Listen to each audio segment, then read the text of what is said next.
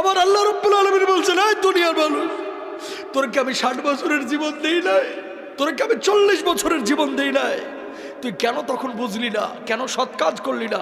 কেন তওবা করলি না? ও মুসলমান, এই রূহ কবজের সময় কষ্ট যন্ত্রণা আপনার আমার হবে না, এই গ্যারান্টি আপনারা দিয়েছে কে? যন্ত্রণা, আল্লাহ নবীর যখন রূহটা কবজ করা হচ্ছে, নবীজির কপালটা বারবার বারবার ঘেমে যাচ্ছে। আম্মা যেন আয়েশা বলতেছেন, ইয়া রাসূলুল্লাহ, আপনার কপালটা ঘেমে যাচ্ছে কেন? আল্লাহ নবী বলছে, আয়েশা, আমার বুকের উপরে যেন উহুদ পাহাড়টা চেপে ধরা হয়েছে। আল্লাহু আকবার। আল্লাহ নবীর যদি এই অবস্থা হয়, আপনার আবার অবস্থাটা কি হতে পারে আপনি জানেন না? এই বাড়ি যাবে না, আপনার সঙ্গে গাড়ি যাবে না, কিচ্ছু যাবে না, আপনি মারা যাবেন। ব্লেড দিয়ে আপনার জামা কাপড়গুলো কেটে খাটিয়ার উপরে আপনাকে রেখে সন্তান সন্ততি বা আত্মীয় স্বজন বন্ধু বান্ধব ঘর থেকে লাশটা বাইর করে ওই বারান্দায় রেখে দেবে অথবা উঠানে রেখে দেবে। আপনার নাম ছিল আব্দুল কুদ্দুস, আব্দুর রহিম, সালমান, সাদমান, কত ভালো ভালো নাম। এখন কেউ আপনাকে নাম ধরে ডাকবে না, এখন আপনার নাম হয়ে গেছে লাশ। আপনার নাম কি? ওই মুয়াজ্জিন সাহেব মাইকে যে ঘোষণা দিবে, সেদিন আপনার নামের শুরুতে একটা ডিগ্রি লেগে যাবে, ডিগ্রি। সেদিন আপনাকে আর বলবে না আব্দুস সালাম সাহেব দুনিয়া থেকে বিদায় নিয়েছে, বরং বলবে মরহুম আব্দুস সামাদ আজকে দুনিয়া থেকে বিদায় নিয়েছে। ও মুসলমান, খাটিয়া যখন নিয়ে যাবে, সন্তানগুলোকে বলবে, ও সন্তান, তোর জন্য কি আমি বাড়ি করেছি না? তোর জন্য কি আমি 30 বছর 60 বছর কষ্ট করেছি না? ও প্রাণের সন্তান, খবরদার আমারে কবরে একা রাখিস না, একা রাখিস না, একা রাখিস না। ওই সন্তানগুলো কবরের মধ্যে নামবে, বাবাকে যখন শুইয়ে দিবে, সন্তানগুলো একজন একজন করে যখন উঠে যাবে, বাবা বলবে, ও সন্তান, তোর জন্য আমার জীবনের 30টা বছর শেষ করে দিয়েছি, ও সন্তান প্লিজ আমার একা রেখে যাস না, আমি থাকতে পারবো না, আমি থাকতে পারবো না। একজন একজন করে উঠে যাবে। বাঁশগুলো যখন কবরের উপরে দেওয়া হবে, আপনি আকাশের দিকে তাকিয়ে থাকবেন কিন্তু কথা বলতে পারবেন না। বুক ফাটা আর্তনাদ, কলিজা ফাটা কান্না, সেদিন আপনি কাঁদবেন কিন্তু কেউ শুনবে না। সন্তান একজন একজন করে উঠে যাবে। বাঁশগুলো যখন একটার পর একটা দেওয়া হবে, একটু আলো কবরের মধ্যে ঢুকবে, আপনি চিৎকার করবেন, ও সন্তান প্লিজ আমাকে রেখে যাস না, আমি অন্ধকার বড় ভয় পাই, আমি অন্ধকার বড় ভয় পাই রে, এইভাবে আমাকে রাখিস না। কিন্তু সন্তান শুনবে না, উঠে যাবে। এই যে বাঁশগুলো যখন পুরোটাই দিয়ে দিল, একটু আলো ঢুকতেছিল, এখন আলোটাও নাই। বাঁশের ওপরে চাটাই দেওয়া হলো, এখন ঘুটঘুটে অন্ধকার। পাশ দিয়ে যদি একটা সাপও হেঁটে যায় আপনি টের পাবেন না, এমন অন্ধকার। মানুষ যখন মাটিগুলো দেবে, ধিপধাপ আওয়াজ হবে, মাটি দেওয়া হয়ে যাবে, মানুষ চলে যাবে। যখন দেখবে যে সন্তান একা থুয়ে, আপনার ভাই একা থুয়ে, আপনার বাবা একা থুয়ে, আপনার অন্য আত্মীয়রা একা থুয়ে আপনাকে থুয়ে কবরে চলে যাচ্ছে, পায়ের আওয়াজ আপনি শুনতে পাবেন। সেই সময়ের বুক ফাটা আর্তনাদ, কলিজাক ফাটা কান্না যদি দুনিয়ার কোনো মানুষ শুনতে পাইতো, সঙ্গে সঙ্গে দুনিয়া থেকে বিদায় নিত। আল্লাহু আকবার। মানুষ দুনিয়া ধরতো না, তাহলে পাগল হয়ে যেত। হাজার ওয়াজ দরকার নাই মুসলমান, এরকম দুই একটা জিনিস একটু মেনে নেন, জীবন পরিবর্তন হয়ে যাবে, ঠিক কিনা? ওয়াজ তো জীবনে বহুত শুনেন, আমি অত ভালো বক্তা না, কিন্তু একটা উপদেশ দিলাম, খালি আখেরাতটাকে প্রাধান্য দেন, দুনিয়ার জন্য এত পাগল হয়েন না। মেনে নিলাম আপনি রাষ্ট্রপতি হয়েছেন, আপনি প্রেসিডেন্ট হয়েছেন, বাংলাদেশের জনক হয়েছেন, বাংলাদেশের মালিক আপনি হয়েছেন, আল্লাহরে আপনি পান নাই, কোনো লাভ আছে? কথা কয় না। আপনি বাংলাদেশের কিচ্ছু না, একজন রিক্সাওয়ালা, একজন ফকির, কবরে গেছেন, আল্লাহরে আপনি পেয়ে গেছেন। আপনার চাইতে সফল মানুষ আর কেউ নাই, কথা বলেন। সুতরাং দুনিয়ার সব কিছু পাইলেন কিন্তু আল্লাহরে পাইলেন না, কিচ্ছু লাভ নাই। দুনিয়ার কিচ্ছু পাইলেন না কিন্তু আল্লাহরে পেয়ে গেছেন, আপনি দুনিয়ার বুকে সব চাইতে বড় সফল, ঠিক কিনা ভাইরা আমার?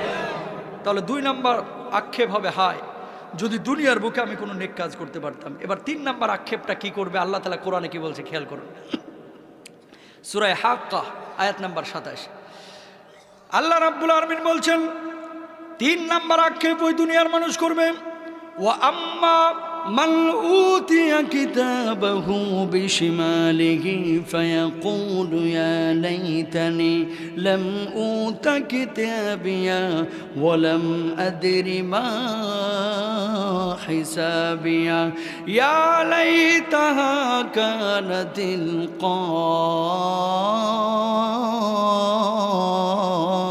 কাদিয়া। আল্লাহ রাব্বুল আলামিন বলবেন, আল্লাহ রাব্বুল আলামিন বলছেন কোরআনুল কারীমের সূরা হাক্কার মধ্যে, যেই মানুষগুলোর আমল নামা বাম হাতে দেওয়া হবে ওই মানুষগুলো বলবে আল্লাহ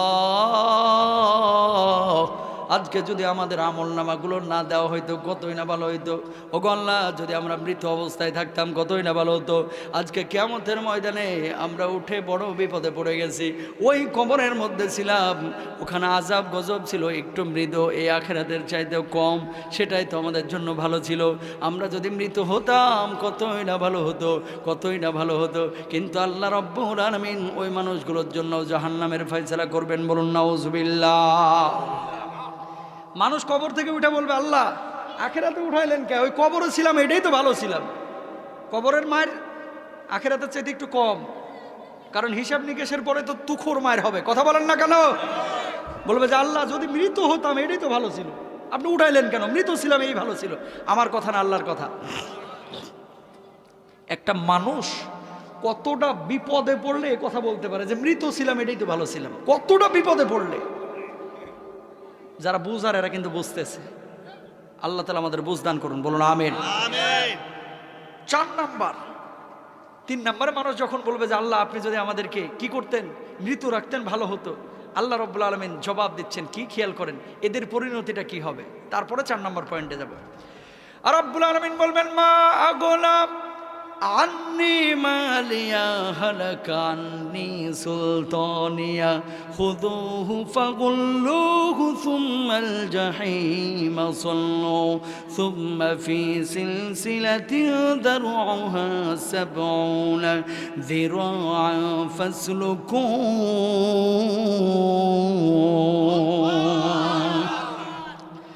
ওই মানুষগুলো আল্লাহ রাব্বুল আলামিনকে বলবে আল্লাহ দুনিয়ার বুকে অনেক সম্পদ রেখে এসেছিলাম, আমি বড় পয়সাওয়ালা ছিলাম, এই পয়সা তো আমার আজকে কোনো কাজে লাগলো না। মানুষগুলো বলবে আল্লাহ আমি বড় ক্ষমতাবান ব্যক্তি ছিলাম, ক্ষমতাধর ব্যক্তি ছিলাম, লিডার ছিলাম, আজকে তো এই লিডারগিরি এখানে কোনো কাজে লাগছে না। আল্লাহ রাব্বুল আলামিন তখন ফেরেশতাদেরকে বলবেন ও ফেরেশতারা ওই মানুষগুলোর গলায় ঘাড়ে শিকল লাগাও। ওই শিকল লাগানোর পরে আল্লাহ রাব্বুল আলামিন 70 গজ দীর্ঘ শিকল বেঁধে ফেরেশতাদেরকে বলবে জাহান্নামের মধ্যে নিক্ষেপ করো। বলুন নাউজুবিল্লাহ। বাড়ি গাড়ি সম্পদ আপনি উপার্জন করছেন ভালো কথা, বানাচ্ছেন ভালো কথা, কিন্তু সম্পদের একটা অংশ যদি আমার আল্লাহরে না দেন তাহলে কিন্তু এই সম্পদ কাজে আসবে না। কথা ক্লিয়ার? এবার 4 নাম্বার আক্ষেপটা মানুষ কি করবে, আমার আল্লাহ তাআলা কি বলছেন খেয়াল করুন। দুনিয়ার বুকে কিছু মানুষ দেখবেন বন্ধুত্ব করে এমন কিছু মানুষের সঙ্গে যাদের সাথে বন্ধুত্ব করার কারণে সে দুনিয়াও হারায় আখিরাতও হারায়। আছে না নাই? কিছু মানুষের সঙ্গে যদি বন্ধুত্ব করা হয় তাহলে আল্লাহর কথা মনে পড়ে, বন্ধুত্ব করলে নবীর কথা মনে পড়ে, তার চেহারার দিকে তাকাইলেই ভালো কাজ করতে মন চায়, তার সঙ্গে চললে নামাজ শেখা যায়, রোজা শেখা যায়, কোরআন শেখা যায়। আর কিছু বন্ধু আছে যার সঙ্গে চললে নিজেও গাঁজা খায়, ওই বন্ধু বন্ধুরে গাঁজা খাওয়া শেখায়। কথা কয় না রে? সৎসঙ্গে সর্ববাস, অসৎ সঙ্গে সর্বনাশ।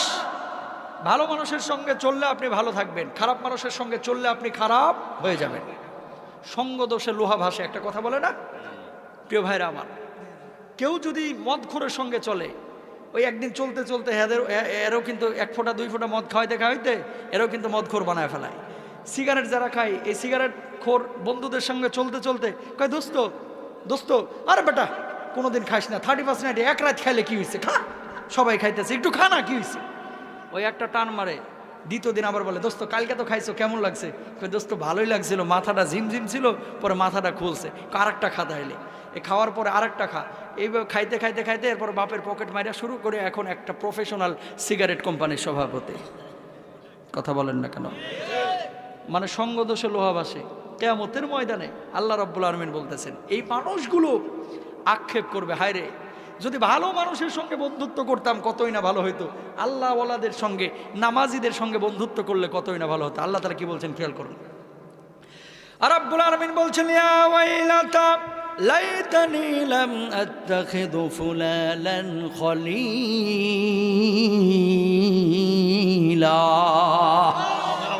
ওই দিন দিন মানুষগুলো বলবে, আল্লাহ কি করলাম দুনিয়ার বুকে, বিড়িখোর মদখোর ওদের সঙ্গে বন্ধুত্ব কেন করেছিলাম? আমি যদি নবীওয়ালা মানুষদের সঙ্গে বন্ধুত্ব করতাম আজকে আমার হাসরটা হইতো নবীওয়ালা মানুষদের সঙ্গে। আমি যদি আলমের সঙ্গে বন্ধুত্ব করতাম আমার আজকে হাসর হইতো আলমের সঙ্গে। আমি যদি ইমামের সঙ্গে খতিবের সঙ্গে বন্ধুত্ব করতাম আমার আজকে হাসর হইতো ইমাম খতিবের সঙ্গে। আমি যদি নামাজির সঙ্গে বন্ধুত্ব করতাম আমার হাসরটা হইতো নামাজির সঙ্গে। ও আল্লাহ আমি বুঝি নাই, আমার সুযোগ দেন, আমার সুযোগ দেন। দুনিয়ার বুকে ফিরে গিয়ে আমি এবার ভালো মানুষের সঙ্গে বন্ধুত্ব করব। আল্লাহ বলবে, বান্দারে দুনিয়ার বুকে 60 বছর 70 বছরের জীবন দিয়েছিলাম, তখন বুঝলি না। ইমামের ওয়াজ শুনলি, খতিবের ওয়াজ শুনলি, বক্তার ওয়াজ শুনলি, তারাও বলেছিল মানলি না। আজকে তোর আর সুযোগ নাই, যা যা যা জাহান্নামে চলে যাব। নাউজুবিল্লাহ। খালি তো বাস দেন আলিমদেরকে, কোরআনওয়ালাদেরকে, সব খারাপ শুধু হুজুরি, আর সব ভালো মানুষ আপনারা। এরকম ভাবসাব ঠিক কিনা? যে পৃথিবীর বিকয়ে সবচেয়ে নিকৃষ্ট মানুষ যেন এখন হুজুররা। শোনেন, এই হুজুররা আছে বলে পৃথিবী টিকে আছে। কথা বলেন। আপনার বাপ হুজুরে ভালোবাসতো, আপনার দাদাও ভালোবাসতো, আপনি বাসেন না। কারণ কি? আপনি বুদ্ধিজীবী, নিচের বুদ্ধি এখন মাথায় উঠছে, এর লেগে চান্দিটা খালি হয়ে গেছে। কথা বুঝেন নাই? এমন বুদ্ধি যে মাথার চুল একটাও মাথার উপরে থাকতে পারে নাই। পরে কোরআন নিয়ে সমস্যা, হাদিস নিয়ে সমস্যা, হুজুর নিয়ে সমস্যা, ওয়াজ মাহফিল বাংলাদেশে কেন হচ্ছে এটা নিয়ে এখন বলে সমস্যা। যাত্রাপালা গান শেষ হয়ে যাচ্ছে, ওয়াজ মাহফিল বেড়ে যাচ্ছে। আরে বেটা, ওয়াজ মাহফিল বাড়ছে বলে মদখোর বাংলাদেশে কমতেছে। ওয়াজ মাহফিল বাড়ছে বলে যুবকরা মসজিদ মুখে হচ্ছে, ঠিক কিনা? ওয়াজ মাহফিল বেড়েছে বলে যুবকরা বাপ মার খেদমত করছে। এই ওয়াজ মাহফিল যদি না থাকে, তোর মতো মানুষগুলোকে তোর সন্তান লাথি মেরে বৃদ্ধাশ্রমে রাখবে। কথা সত্য না মিথ্যা? এই ওয়াজগুলো শুনেই কিন্তু বাচ্চারা কান্দে, যুবকরা কান্দে। আজকে মোবাইলগুলোতে ওয়াজ শুনে, শোনার কারণে কি হয়? যুবকরা দাঁড়িয়ে রাখছে, নামাজি হচ্ছে। বাপ মাকে আগে বেল দিত না, পাট্টা দিত না, এখন যুবকরা বাপ মার খেদমতো করছে। কথা বলেন। আপনারা শুধু কি খুশি করার লাগে ঠিক বলছেন না বাস্তবতা আছে? বাস্তবতা আছে না? আপনি বিশ্বাস না হলে আপনাকে চ্যালেঞ্জ করলাম, আমি চ্যালেঞ্জ করলাম আপনারে, আমি প্রস্তুত, আপনি চ্যালেঞ্জ গ্রহণ করেন। কালকে কুমিল্লা ক্যান্টনমেন্ট যান, ক্যান্টনমেন্ট থেকে শুরু করে এদিকে আপনার একেবারে মুরাদনগর পর্যন্ত, ওই যে মেন রাস্তা আর কি, আপনি যাবেন বিশ্ব রোড, অটো নেবেন বা সিএনজি নেবেন বা রিক্সা নেবেন বা বাসে উঠবেন, দুই পাশে একটা ছেলেকে রেখে দেবেন যারা অপ্রাপ্তবয়স্ক, বা আপনি দেখেন না কয়টা মহিলা হাইটা যায়, গুনবেন কয়টা, যে 1 2 3 4 5, দেখবেন যে এই 15-20 কিলোমিটারে আপনি 300 350 400 মহিলা পাইতে পারেন। গুনতে বলতেছি কেন? 400 মহিলা যদি এখন রাস্তাঘাটে পান, দেখবেন 300-র উপরে মহিলা তারা হিজাব করতেছে। কথা বলে না? এখন কিন্তু বেগানা নারী আগের চাইতে কম। যারা আছে একেবারে উলঙ্গ এলোমেলো চলাফেরা, এগুলো সব জামানায় থাকে, আল্লাহ রাসূলের জামানায়ও ছিল। কিন্তু আগের চাইতে হিজাবের সংখ্যা কমছে না বাড়ছে? আরো জোরে বলেন, কমছে না বাড়ছে? আগে মহিলারা আমল করতো যা খুশি, যেটা বলছে, বাপে বলছে, দাদাই বলছে, এটাই মানত। আর এখন মহিলারাও মাশাল্লাহ এমন মাসালা মাসাইল জানে যেটা আপনিও জানেন না। কারণ কি? সারাদিন বসে বসে আমার মিজানুর রহমান আজহারি ভাইয়ের ওয়াজ শুনে। কথা কয় না? সারাদিন বসে বসে আহমদুল্লাহ ভাইয়ের ওয়াজ শুনে, সারাদিন বসে বসে আব্বাসী হুজুরের ওয়াজ শুনে, বিভিন্ন হক্কানি ওলামা ইকরামের ওয়াজ শুনে। ওয়াজ শুনতে শুনতে শুনতে শুনতে আমার মা বোনেরা বুঝে গেছে যে সত্য আসলে এটাই, শান্তি আসলে ইসলামই আছে, শান্তি আসলে কোরআনেই আছে। এতদিন ছিলাম ভুলে, এখন আসছি সঠিক পথে। এটা নিয়ে যদি কারো চুলকানি হয়, ওর চুলকানিতে ও মলম লাগাক, আমার কোরআনে আমার ইসলামে ও কখনো ঢুকতেও পারবে না। আল্লাহ হেদায়েত দান করুক, দোয়া করি। কিন্তু কোরআন নিয়ে ওয়াজ মাহফিল নিয়ে এরকম কটাক্ষ বাংলার মানুষ বরদাস্ত করবে না। ওয়াজ মাহফিল যুবকগুলোকে সোনালী মানুষ বানায়, শুদ্ধ বানায়। ওয়াজ মাহফিল ডাকাত বানায় না, ওয়াজ মাহফিল সুদখোর বানায় না, ওয়াজ মাহফিল ঘুষখোর বানায় না। ওয়াজ মাহফিল মানুষকে মানুষের অধিকার ছিনিয়ে নিয়ে এসে আইল ঠেলে জমি দখল করতে শেখায় না। ওয়াজ মাহফিল একজন মানুষকে সোনালী মানুষে রূপান্তরিত করে, তাই না ভাই? এবার আসেন, তাহলে বন্ধুত্ব করতে হবে এমন মানুষের সঙ্গে যার সঙ্গে বন্ধুত্ব করলে কিয়ামতের ময়দানে ওই বন্ধু নিজেও জান্নাতে যাবে। আমার ব্যাপারেও আল্লাহর কাছে কিছু বলবে যে আল্লাহ, ও আমার বন্ধু ছিল, আমি তো জান্নাতে যাচ্ছি, আল্লাহ আপনি তারও একটু আমার সঙ্গে পাঠায় দেন। আল্লাহ যদি কবুল করে জান্নাতে দিতেও পারেন, ঠিক কিনা? তাহলে 4 নাম্বার, বন্ধুত্ব কিন্তু গাঁজাখোরের সঙ্গে করা যাবে না। বন্ধুত্ব কিন্তু সুদখোর, ঘুষখোর, জেনাবাজ। এদেরকে দাওয়াত দিবেন, এদেরকে দূরে ঠেলে দিবেন না, দাওয়াত দিবেন, কিন্তু মাখামাখি অন্তরঙ্গ দোস্ত হওয়া যাবে যাবে। দেখেন আল্লাহ তাআলা কত সুন্দর করে কোরআনে কি বলেছে। 5 নম্বরে মানুষজন আক্ষেপ করবে আল্লাহ, খেয়াল করে দেখেন কি বলবেন, ইয়া লাইতানা আতানাল্লাহ ওয়া আতানার রাসূলা।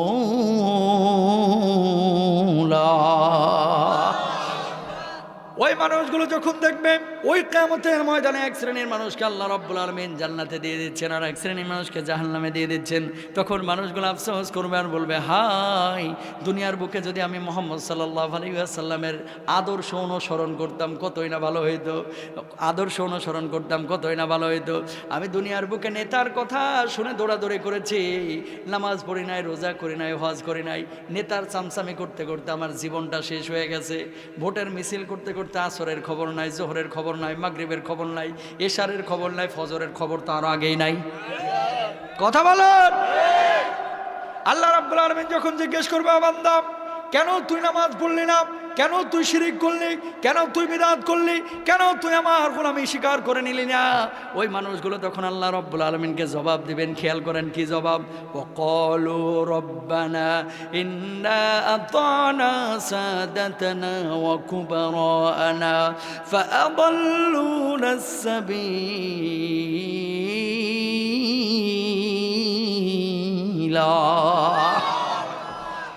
আল্লাহ যখন ওই ব্যক্তিদেরকে বলবে, ও বান্দা নামাজ পড়িস নাই, আল্লাহকে ঠিক মতো বিশ্বাস করিস নাই, আল্লাহর বিধানগুলোকে মানিস নাই, আজকে যা জাহান্নামে যা, ওই ব্যক্তিরা তখন বলবে, আল্লাহ আমারে ধরার আগে আপনি আমার বড় লিডার রে ধরেন। এই যে কথা আল্লাহ বলছে, ইন্না আতানা সাদাতানা ওয়া কুবরানা ফাআদাল্লুনা সাবিলা। আমার লিডার আমার জোহরের নামাজ ঠিক মতো পড়তে দেয় নাই, আমার লিডার আমার নামাজ শিখায় নাই, আমার লিডার আমার আল্লাহরে চিরায় নাই। ও আল্লাহ আপনি আমার ধরার আগে আমার ওই বড় লিডার রে ধরেন, ও আপনার পথে আমার বাধা দিয়েছিল। ওগো আল্লাহ আপনি শুধু ধরেই তারে ছাইড়া দিবেন না, ওর জন্য আমি জাহান্নামে যাচ্ছে। রব্বানা আতিহিম দুআফাইনি মিনাল আযাবি ওয়া লানহুম লানান কাবীরা।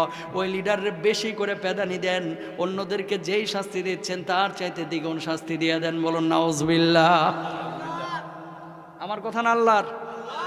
আরো জোরে কার? আল্লাহ। সূরা আহজাব আয়াত নাম্বার 68। আল্লাহ বলতেছে যখন ওই অপরাধীদেরকে ধরা হবে যে নামাজ পড়িস নাই কেন, আল্লাহরে বিশ্বাস করিস নাই কেন, কেন তুই সুদ ছাড়িস নাই, কেন তুই ঘুষ ছাড়িস নাই, কেন মানুষের হক নষ্ট করেছিস, কেন আলঠেলা জমি দখল করেছিস, তখন মানুষ বলবে, আল্লাহ আমি তো নিজে নিজে করি নাই, আমার নেতা আমারে বলছে 20,000 টাকা লোভ দেখা যে ওরে মার, 20,000 দেবো। কয় হাজার? 20,000। কয় বেটা মার, বাকিটা আমি দেখবো আছে না নাই। আল্লাহ বলবে যে আল্লাহ আমার ধরার আগে ওই বাটপাড্ডারে আগে ধরেন। আসেনি? কুমিল্লা নাই, অন্য এলাকায় আছে। এরপরে 6 নম্বর আল্লাহ রাসূল সাল্লাল্লাহু আলাইহি ওয়াসাল্লাম না, স্বয়ং আল্লাহ রাব্বুল আলামিন বলছেন রাসূলের অনুসরণ। দেখেন কি বলতেছেন, ওয়ায়াউমা ইয়া'আদ্দু যালিমু আলা ইয়াদাইহি ইয়াকুলু ইয়া লাইতানি ইত্তাখাযতু মা'আর রাসূলি সাবিলা। জালিমরা সেদিন হাত কামড়াবে, হাত কামড়াবে আর বলবে, হায় যদি মুহাম্মদুর রাসূলুল্লাহ সাল্লাল্লাহু আলাইহি ওয়াসাল্লাম যা কিছু এনেছে সেগুলো মেনে নিতাম, তাহলে কতই না ভালো হতো, আজকে আল্লাহর জান্নাতে চলে যেতাম। বলুন সুবহানাল্লাহ। আল্লাহ রাব্বুল আলামিন বলছেন, ওয়ামা আতাকুমুর রাসূলু ফাখুযুহু ওয়ামা নাহাকুম আনহু ফান্তাহু।